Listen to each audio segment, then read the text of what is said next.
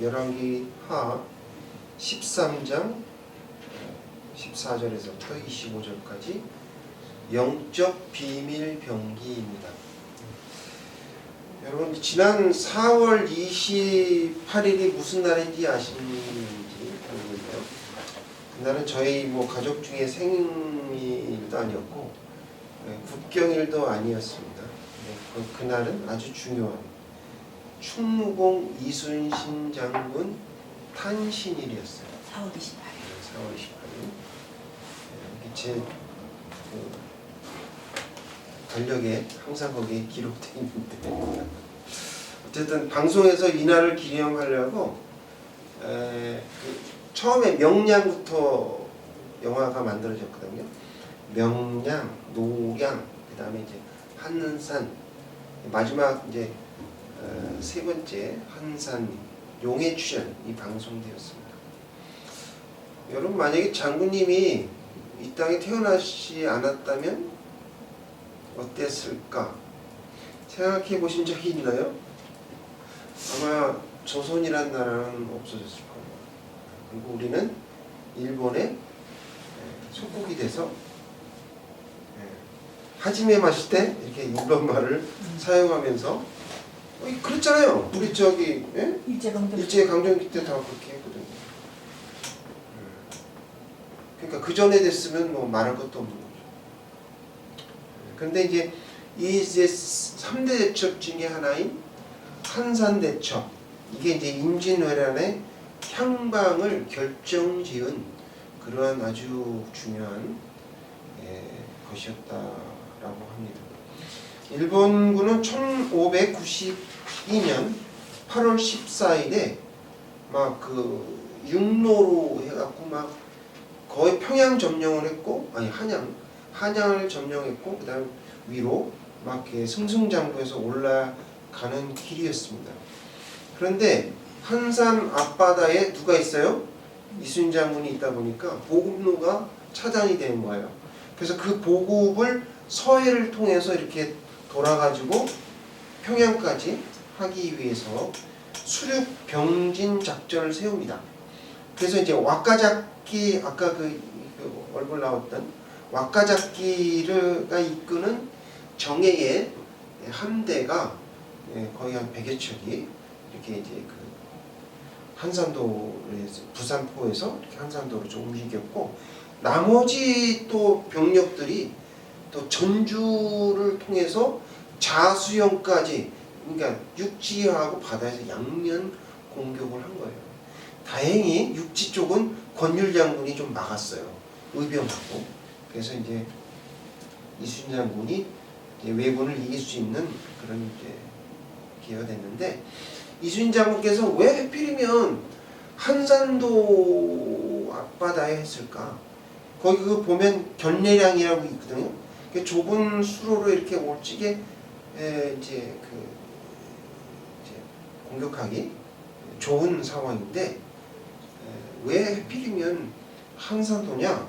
많은 원균이나 이런 사람이 반대했거든요. 그건 좀 위험한 짓이다. 왜? 우리 병력이 별로 없는데 일본하고 우리하고 차이가 2배가 넘게 차이가 나는데 그걸 어떻게 이길 거냐 이거죠. 근데 이순신 장군께서는 뭐가 문제냐면 이들이 견례량에서 하게 되면 살아서 처음으로 도망간다. 그러니까 그 한산도 앞바다에서 도망가지 못하게 그 안에 그냥 다 몰살시키려고 그렇게 작전을 하신 거죠. 그래서 유인책을 쓰셨어요. 그래갖고 이제 판옥선 3대를 갖다가 견례량에 보내가지고 이제 유인책을 하죠. 그래서 이제 유인을 해서 드린 다음에 아까 보셨듯이 이제 학 모양이라고 하죠. 학익진, 학이 이렇게 날개를 쫙 펼칠 것처럼 그렇게 하고서 그 안에 뭐를 출전시킵니까? 거북선, 비밀 경기 거북선을 출전시킵니다. 그래서 거기를 다 해집고 이렇게 다닙니다. 정확하게 한산대첩에서 일본 군선이 73척 중에서 나머지 말고요. 그러니까 무슨 작은 배들 있잖아요. 옆에서 같이 물자 수송하고 이런 거 빼고 군선만 73척 중에서 73에서 59척이 침몰했어요. 59척이 격침했는데, 여러분 아까 보셨듯이 주력 함대의 앞에다가 이렇게 그 뾰족한 걸 놓잖아요. 이게 이제 아타케 분해라는 대장선이에요. 대장선. 대장선에는 경로라고 이렇게 노를 젓는 사람이 있죠. 경로군이 있는데 그 사람들 다 포함해서 150명에서 200명이 타요. 승선을 해요. 왜 그러냐면 걔네들이 또 뭐예요? 월선을 주로 하니까 어떻게 해야 돼요? 많이 태워야죠. 군인들을 많이 태워야 돼요. 그 다음에 새끼분해라고 해서 중지, 그거보다 좀 작은, 이게 제일 많은데, 그래서 격군 포함하면 이거는 한 100여 명. 예, 그러니까 59척 중에서 중간 것은 13척이 침몰당했고요. 큰 것이 35척이 침몰당했어요. 그러니까 평균 한 배당 약 한 뭐 100명 정도 쳐도 최소 6,000명이 그 바다에서 몰살당합니다. 최소. 그러니까 막 전력이 완전히 막 손실된 거죠. 절반이 완전 해군이 몰살당했다고 보면 돼요. 왜군에. 그래서 이 일로 육로와 수로로 공격하던 그런 일본은 이제 좌절됐죠. 그래서 다시는 이순신상과 싸우지 마라. 해전에서 그런 명령을 내렸죠. 그래가지고 이제 곡창대인 전라도를 지키게 됐고 전세를 뒤집는 그러한 일이 바로 이 한산대첩입니다. 이 일로 인해서 왜군들은 거북선을 완전히 뭐 공포의 대상으로 봤죠. 그래서 여러분 이제 많은 분들이 우리 동전에도 있죠. 거북선 있고 그 거북선이 뭐 완전히 그 비밀병기였다. 이순신 장군의 비밀병기다 이렇게 말씀하시는데, 그거는 틀린 말은 아니에요. 근데 그것만이 아니었어요. 이순신 장군께서 그거 가지고는 이 일본 군을 다 물리칠 수가 없었던 거죠. 그게 뭐냐면 천자 총통입니다. 요거예요. 천자 총통. 네, 천자 총통. 이게 이제 지금 진주 그 촉정루 그 박물관에 전시되어 있는데 앞에 보면 화살처럼 돼 있죠. 엄청 큰 화살. 이게 날아가요.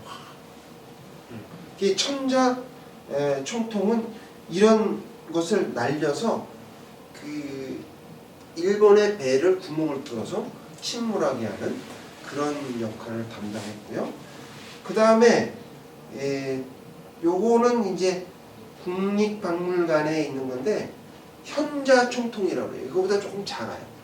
작은데 이건 뭐 할 때 쓰느냐? 아까 거북선이 가까이 근접 접근했잖아요.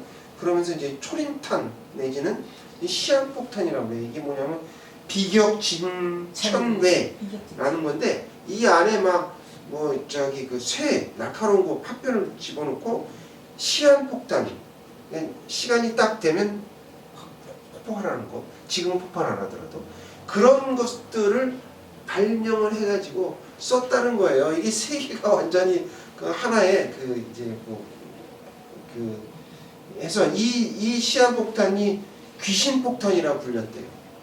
일본에서는. 그래서 이제 아마도 장군께서는 제가 봐서는 그냥 계실 분이 아니거든요. 그러니까 적의 동태를 상세하게 다 파악을 하셨고 우리의 장점이 뭔지 또 그들의 단점이 뭔지 이거를 잘 이제 아셨던 거죠. 그래서 그들이 신무기를 가져왔잖아요. 조총도 쏘고 그다음에 큰 총도 있어요. 조총 대포는 아닌데 어깨매는 바주카와 비슷하게 아까 보셨죠. 그런 것도 이제 만들어 갖고 가져왔는데 이게 월등한 그런 그 병력이 없어요. 우세했죠 우리보다. 그러니까 이제 그들에게 다가오지 못하도록 멀리서 이제 사정거리 안에서만 포를 쏘고, 그다음에 월선하는 백병전을 막기 위해서 판옥선 위에 이제 그 철판을 씌운 거북선을 발명한 것이죠. 근데 여기서 주의해야 될 게 있어요. 사실 거북선은요, 철갑선이 아닙니다. 그러니까 철로만 만든 그런 것이 아니고 철판을 나무 위에 댄 거예요. 그걸 뭐라 그러냐면 장갑선이라고 해요. 장갑선을 한 거예요. 그래서 만약에 여러분 생각을 해보십시오. 이 철판 무게가 엄청나거든요.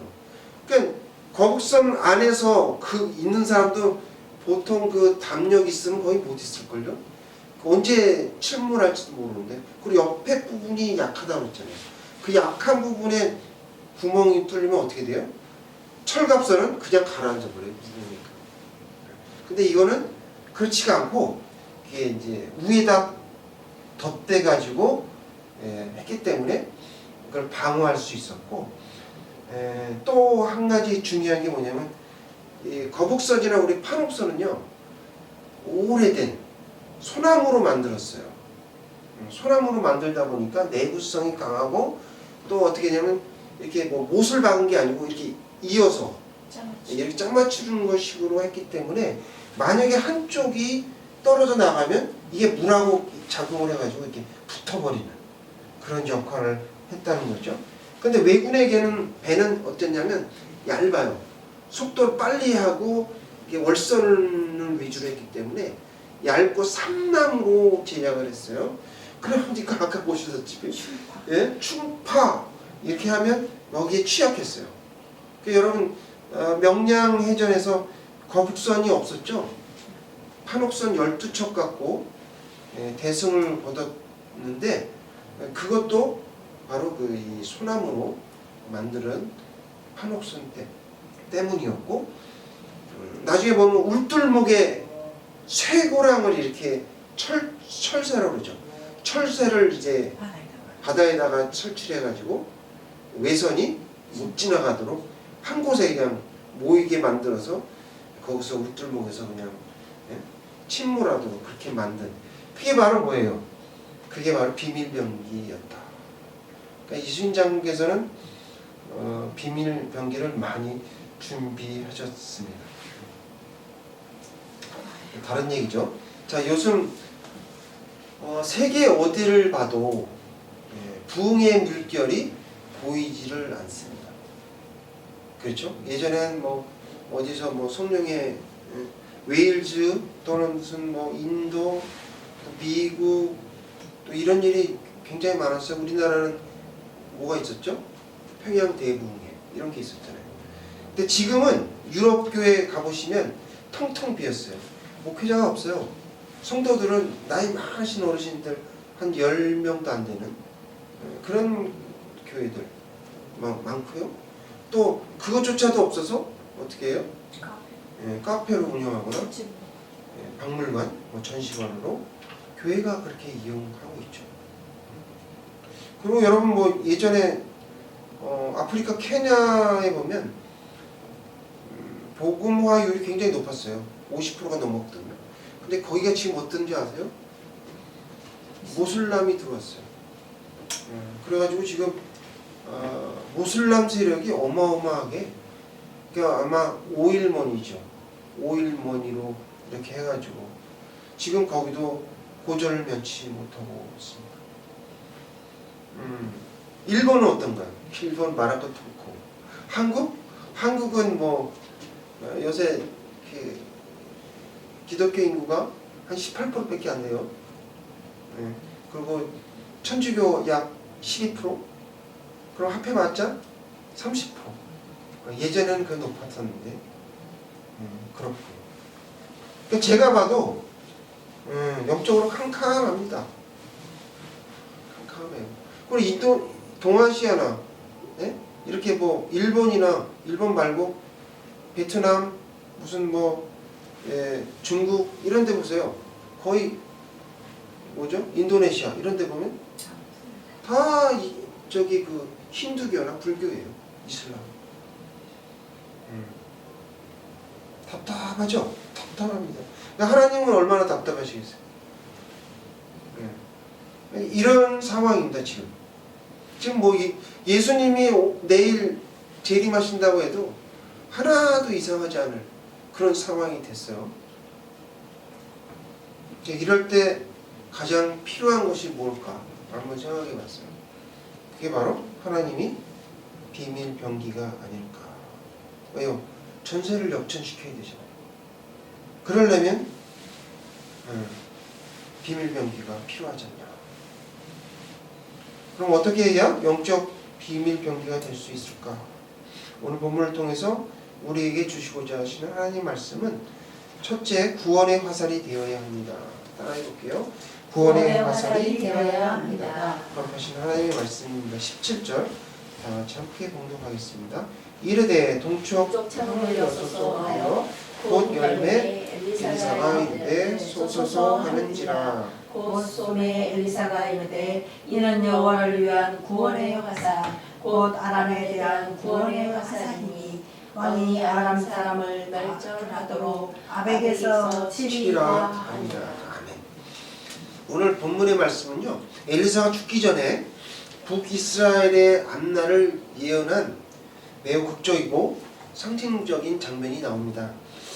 여호아하스의 아들 요아스라고 그러죠. 요아스. 근데 요아스가 유다에도 있어요. 그러니까 그거를 이제 구분하기 위해서 또 다른 이름이 있는데 여호와스예요. 여호와스. 요아스. 그냥 저는 그냥 편리로 요아스라고 부를게요. 그래서 북이스라엘의 왕이 되어서 16년간 다스렸죠. 그러니까 북이스라엘에 활동했던 선지자가 누구예요? 엘리사예요. 그 당시에 얘기합니다. 그는 여전히 여로보암, 북이스라엘을 만들었던 여로보암의 죄에서 떠나지 않았다라고 단적으로 앞에 나와 있죠. 그렇게 기록을 합니다. 선지자 엘리야가 죽을 병이 들었어요. 죽을 병이 들었는데 이제 요아스가 찾아가서 그의 얼굴에 눈물을 흘리면서 외칩니다. 내 아버지여, 내 아버지여, 이스라엘의 병거와 마병이여. 이거 어디서 많이 들어보시는 것 같지 않습니까? 이게 엘리사가 했던 이야기예요.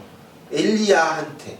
그러니까 이게 뭐냐면 병거, 마병, 그 당시에는 이게 아주 굉장히 큰 힘이었거든요. 그러니까 이 영적인 권위를 나타내는 거죠. 그러니까 영적으로 굉장히 높으신 분이요, 이런 거죠.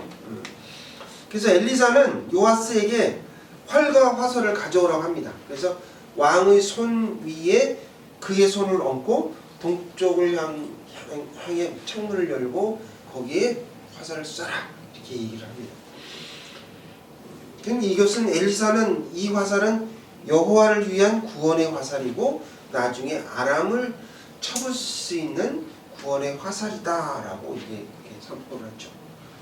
그래서 근데 이제 이런 일들이 왜 일어났냐라고 이제 앞에 12장, 13장 앞부분을 보면 여호아스가 왕이 됐는데요.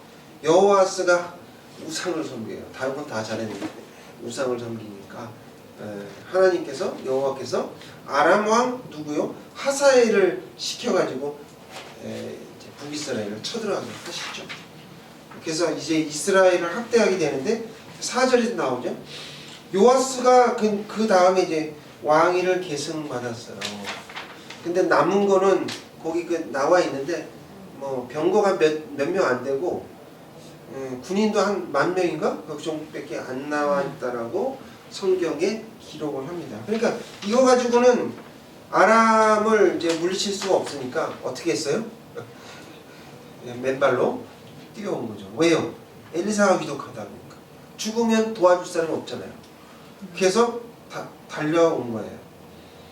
그런데 이제 엘리사가 감사하게도 아벡에서 쳐서 아람을 이길 수 있도록 하겠다라고 이제 약조를 해주셨죠. 그런데 이렇게 좋은 기회를 요아스가 잘 살리지 못했어요. 그건 뭐냐면 그 다음번에 엘리사가 한 말인데요. 화살을 집어 땅을 치소서라고 했죠. 여기에 대한 반응에 대해서 요아스가 실패하고 말았습니다. 이 일이 우리에게 주는 교훈은 무엇일까 생각해 보면 무너진 다윗의 장막을 세우실 때 하나님의 은혜가 준비되어 있어도 그것을 취하는 인간의 믿음과 간절함이 없다면 이게 이루어지지 않는다. 영적 의미죠. 그러니까 하나님의 입장에서는 다 줬는데 인간이 그거를 받지 못했을 때 이런 일이 일어난다라는 얘기죠. 왜 요아스 왕은 엘리사 앞에서 화살로 땅을 3번을 쳤을까? 그리고 화살로 땅을 친다는 것은 어떤 의미가 있을까라고 생각해 보니까 동쪽 창을 열고 화살을 쏜 곳은 아람에 대한 선전포고예요. 나 이제 너하고 전쟁할 거야. 내가 쳐들어가서 너희를 혼내줄 거야 라는 의미죠. 얼마 되지도 않는데 지금 병력은 얼마 되지 않는데 그랬죠. 그 다음에 아람을 화살로 땅을 이렇게 쳤다는 의미는 아람을 쳐서 파괴하겠다, 그들의 군대를 없애겠다라는 상징적인 행위였어요. 그래서 성경 해석상 하나님의 약속을 대하는 왕의 태도와 간절함이 문제였다라는 것을 성경은 지적하고 있는 거죠. 왜 이제 요아스가 대 6번을 쳤으면 좋았을 텐데 그렇게 하지 않은 내면의 이유를 보니 요아스 왕이 하나님을 아예 믿은 것은 아니었어요. 하나님을 믿긴 했지만 그의 믿음은 하나님이 시키시는 만큼만 적당히 하겠다라는 그런 믿음이었죠. 하나님께서 주실 그 은사를 아주 간절하게 사모하거나 그렇게 구하는 그런 절대적인 믿음은 아니었다라는 거죠. 왕이 대여섯 번을 쳤다면 아람을 진멸하기까지 쳤으리이다. 13장 19절에 나오죠. 엘리사가 꾸짖는 그 이웃은 결국 왜 너는 더 큰 은혜를 사모하지 않았냐라는 안타까운 질책이었습니다. 우리는 오랫동안 교회를 다니면서 습관적으로 주의를 지키고 예배를 드립니다. 1970년도, 80년도에 일어났던 부흥의 현장에서 교회가 성장하고 또 교인 수가 기하급수적으로 늘어나는 걸 우리는 눈으로 목도를 했습니다. 하지만 받기만 하고 그거에 대한 후에 있을 우리 자녀들에 대한 믿음을 책임지지는 못했어요. 거두기만 했지 씨 뿌리지 않았다는 거죠. 편하게만 예배 보려고 했지 막상 그 예배를 준비하는 정성과 이런 것들은 매우 부족했다.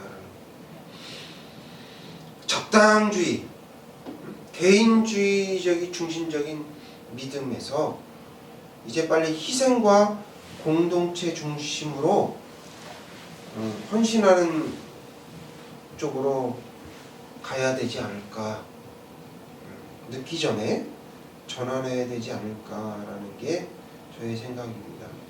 그러므로 구원의 화살이 되어야 한다. 우리는 구원의 화살이 되어야 된다라는 거죠. 사모해야 합니다라고 말씀하십니다. 따라해볼게요. 성령의 은사를 사모해야 합니다.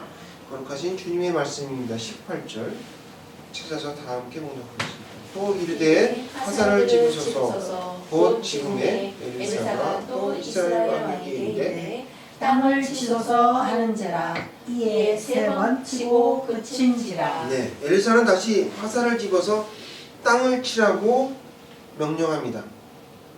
요아스는 아람을 쳐부술 비밀병기를 기대하고 하나님의 선지자를 찾아왔는데 이렇게 평범하게 화살을 동쪽으로 쏘라고? 또 뭐야? 다시 화살을 집어서 땅을 치라니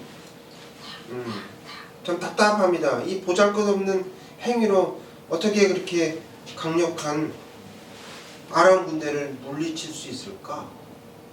그런 의심이 짙었죠. 그래서 그냥 마지못하게 하라니까 건성으로 이렇게 3번 치고 난 거. 그러자 하나님의 사람이 크게 노했습니다. 왕이 6번을 쳤으면 아람이 진몰했을 텐데 이제는 아람을 3번만 치게 될 것이다. 엘리야의 생각은 이제 죽음의 문턱에 있잖아요. 어떻게 해서든지 북이스라엘이 축복받아서 아람 군대를 이기기를 원했는데 엘리야는 이제 화가 난 거죠. 엘리사는 화가 난 거죠. 마지막 기회를 허망하게 보내는구나 이렇게 생각했습니다. 그 요아스 왕은 잘못한 게 뭐냐면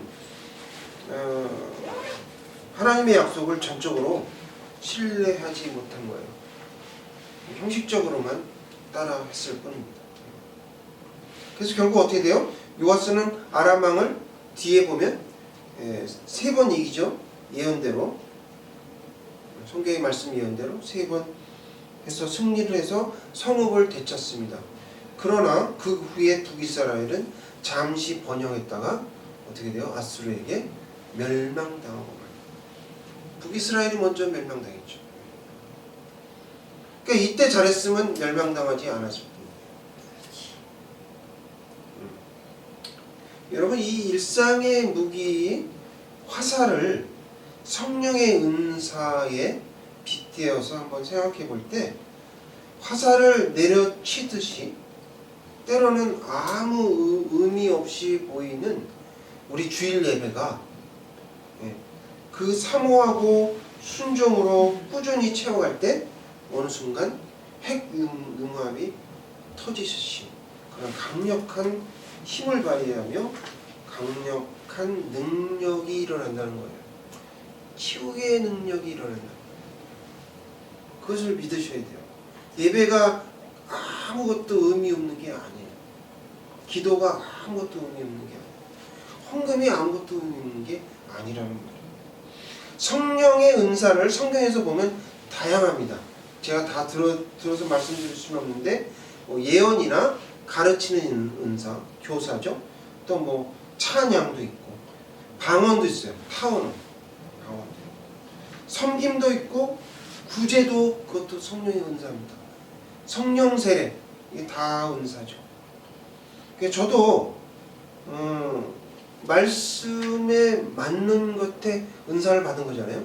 그래서 여러분에게 이제 하고 있지만, 근데 저는 이걸로 만족하지 않습니다. 이거보다 더 큰 은사를 사모합니다. 여러분, 여러분들도 어떤 은사를 받고 계시면 그거 하나 가지고 만족하지 않았으면 좋겠어요. 시간이 좀 그렇긴 한데 한 예를 든다면 최근에 청령포 가본 적이 있습니까? 청령포? 영월. 예. 요새 영월이 난리가 났어요. 영월 시장도 그렇고. 예전에 청령포로 가려면요 조그만 배가 있어요. 그래서 줄로 잡아당기고 이러네. 그때 우리 1,000원 줬나? 지금은 3,000원. 네, 지금은 3,000원. 1년에 기껏해야 벌이가 100만 원밖에 안 됐대요. 1년 동안에. 1년 동안에.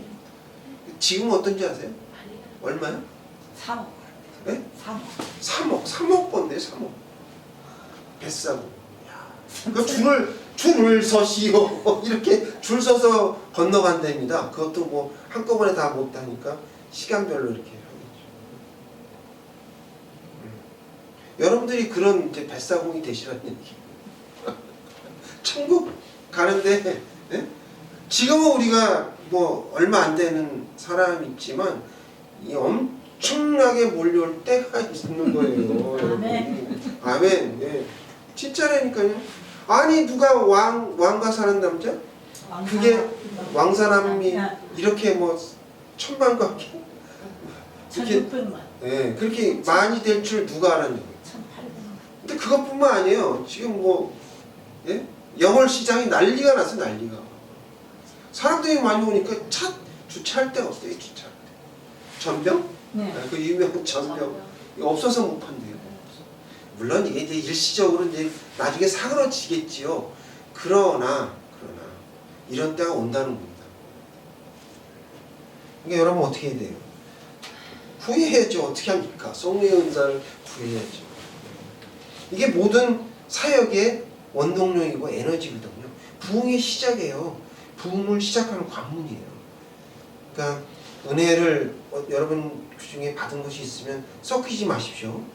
사역하셔야 돼요. 사역하고 그걸로 만족하면 안 되고 어떻게 한다고요? 내가 다른 것을 사모해요. 저 같은 경우는 방언을 사모하고 있어요. 왜요? 그게 저를 위해서 그런 게 아니라 저는 그거 말고 성령 세례를 금세례를 받았어요.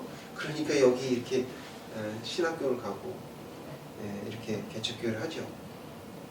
그렇지만 그거 갖고 만족 안 한다고. 또 다른 은사를, 또 다른 성령의 은사를 강구합니다. 그러므로 성령의 은사를 사모해야 합니다. 구원의 화살이 되어야 한다. 성령의 은사를 사모해야 한다라고 말씀하십니다. 베드로전서 1장 23절에서 25절을 다 함께 찾아 공독하겠습니다. 너희가 거듭난 것은 썩어질 씨로 된 것이 아니요 썩지 아니할 씨로 된 것이니 살아있고 항상 있는 하나님의 말씀으로 되었느니라. 그러므로 모든 육체는 풀과 같고 그 모든 영광은 풀의 꽃과 같으니 풀은 마르고 꽃은 시들어지되 오직 주의 말씀은 세세토록 있도다 하였으니 너희에게 전한 복음이 곧 이 말씀이니라. 아멘. 네. 최근에 들려오는 아주 안 좋은 소식이 있더라고요. 파업의 소식을 들으면서 공동체의 안위보다 개인이나 집단 이익이 우선시되는 현실에 마음이 참 무겁습니다. 특히 우리나라 경제의 큰 축을 담당하는 그런 두 기업, 어디라고 얘기는 안 하겠습니다. 갈등을 보면서 사회 전체를 지탱하는 그런 희생과 사명의 가치가 점점 희미해지고 있는 것이 아닌가라는 우려를 합니다. 모든 사람이 거기에도 분명히 그 회사에도 교회 다니는 사람이 있을 거 아니에요. 크리스찬이 있는데 다른 사람 다 계산기 두들기고 뭐 이익을 위해서 살지라도 우리는 공동체를 위해서 이렇게 좀 양보하고 그래야 되지 않을까라는 게 제 생각입니다. 그런 의미에서 기독교인들이 영적 거북선이 되어야 합니다. 적의 집중포화를 온몸으로 받아내면서 적진과 싸우는 거북선처럼 우리는 개인주의 안에서 우리가 기독교인이 조금 좀 손해보더라도 공동체의 화평과 유익을 위해서 헌신하는 모습을 보여야 되지 않느냐. 그 자체로 세상에 큰 울림이 줄 것이 확실합니다. 그리고 우리는 인생에 있어서 필요한 사람이 돼야 돼요. 그렇지 않습니까? 여러분 아시잖아요. 이쑤시개 앞에가 뭉툭하면 그거 쓸 수 있나요? 하찮은 이쑤시개도 다 용도가 있고 유용하게 쓰이는데 우리 이 세상에 태어났으면 유용한 사람이 되겠죠. 유용한 사람이 되겠죠. 요아스 왕은요 화살을 3번만 치고 멈췄습니다. 우리는 세상을 깨우는 구원의 화살이 되어야 됩니다. 그것이 바로 나라를 살리고 공동체를 회복하는 길이기 때문이죠. 베드로전서 1장 23절 아까 읽었죠. 우리의 거듭난 것이에요. 중요한 건 거듭난 것. 거듭난 것은 썩어질 씨로 된 것이 아니다라고 말해요. 우리가 진리를 따르고 우리의 삶이 깨끗해지고 이런 것들은 결국은 뭐냐? 영원한 새 생명을 얻기 위한 단계다 라는 얘기죠. 내 삶에서 여러분 3번만 치고 멈추었던 영역이 있을까요? 적당히 하라고 했던 신앙생활이나 또는 뭐 책임 뭐 이런 것들, 또 내가 속한 공동체, 가정이나 직장이나 교회나 어떤 공동체에서 영적 거북선으로서의 그런 어떤 그 희생을 할 수 있는 구체적인 행동은 또 무엇일까 한번 생각해 봤으면 좋겠습니다. 왜요? 그것은 우리의 거룩함은 단순히 나를 지키는 방패가 아니고요, 공동체를 살리는 것이죠. 그리고 이거는 그냥 없어지는 것이 아니죠. 썩어질 것이 아니라는 거예요. 영원히 여기 보면은 모든 영광은 풀의 꽃과 같다고 했어요. 이걸 깨달은 사람만이 하나님의 그 오묘한 진리를 알 수가 있는데, 자, 우리가 정말로 다 내려놓고 정말 하나님의 정말 영적인 비밀 병기가 되면 어떨까요? 그래야 하나님이 좀 힘이 나지 않겠습니까? 작은 교회일지라도 하나님의 영적 비밀 병기가 되시는 사랑의 남교회 성도님들 다 되시길 주님의 이름으로 축원드립니다. 다 같이 기도하시겠습니다.